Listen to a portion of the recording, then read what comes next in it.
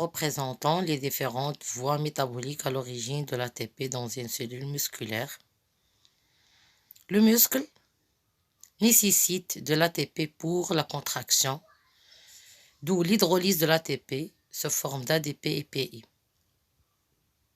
Le stock d'ATP dans le muscle est faible, d'où la régénération d'ATP est nécessaire.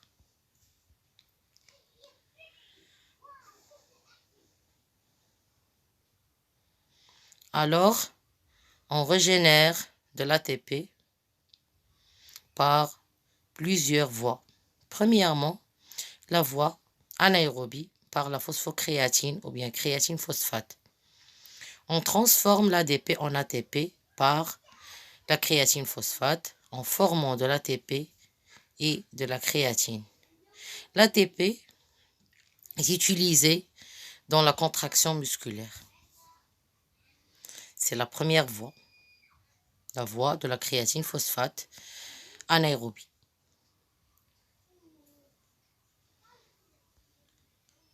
Cette voie forme de l'ATP rapidement. C'est une voie rapide. Deuxième voie, c'est la glycolyse, la transformation de glucose en pyruvate dans le sarcoplasme par la réduction de R' en R'H2 et la synthèse d'ATP.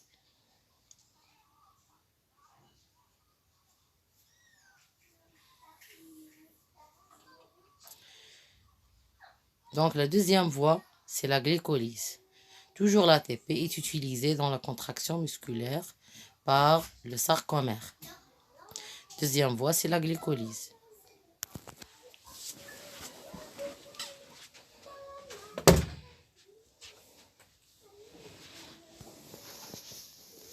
Le pyruvate s'infiltre dans la matrice mitochondriale, d'où le déclenchement du cycle de Krebs. Donc voici la matrice mitochondriale. Puis on a la membrane interne de la mitochondrie, où se trouve la chaîne respiratoire.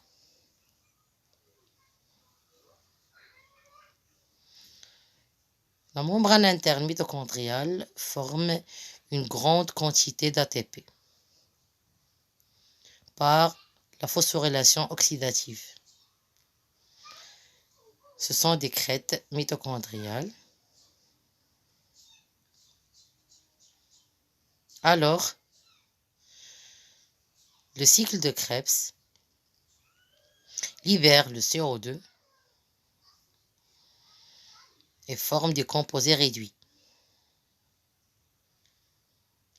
par la réduction de R' en R'H2. Ça veut dire NAD+ se transforme en NADHH+, ou bien FAD se transforme en FADH2. Avec la synthèse, bien sûr, d'une faible quantité d'ATP, une molécule d'ATP par un pyruvate et 2 molécules d'ATP par 2 pyruvates.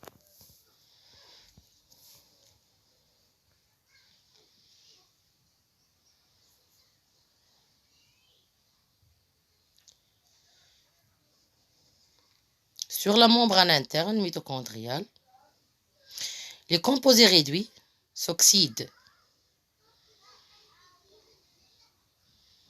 pour libérer les H+, les protons et les électrons.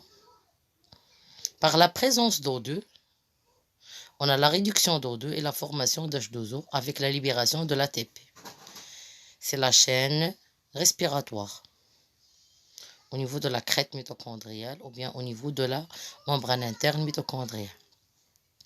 Donc le cycle de Krebs et la chaîne respiratoire représentent la respiration cellulaire par la présence d'O2. Donc c'est un milieu aérobie. L'ATP est utilisé toujours dans la contraction musculaire, bien sûr.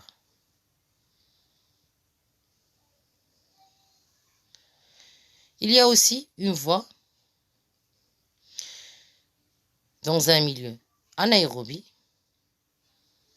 à partir de pyruvate lors de l'absence d'O2. Le pyruvate se transforme en acide lactique.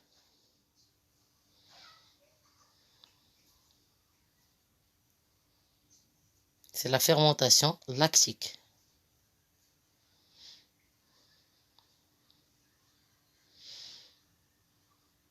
Alors, les voies de régénération d'ATP sont soit la créatine, soit la fermentation lactique, soit la respiration cellulaire qui s'effectue dans un milieu aérobie, en présence d'O2. Donc la glycolyse, c'est une étape intermédiaire entre la fermentation et la respiration. Donc la glycolyse peut s'effectuer soit en présence d'O2, soit en absence d'O2.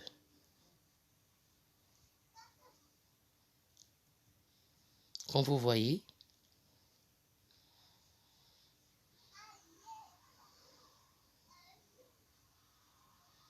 alors, il y a 3 voies de la régénération d'ATP. Premièrement, voie rapide, la phosphocréatine. Deuxièmement, voie intermédiaire. Donc, voici la première voie, c'est la voie de la créatine. Deuxièmement, c'est la glycolyse.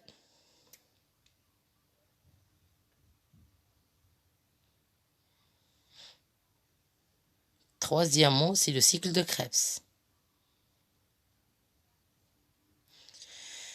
Quatrièmement, bien sûr, c'est la phosphorylation oxydative au niveau de la membrane interne mitochondriale, la chaîne respiratoire.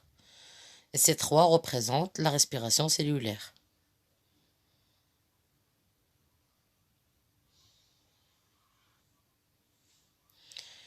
Et finalement, la fermentation lactique qui s'effectue en absence d'O2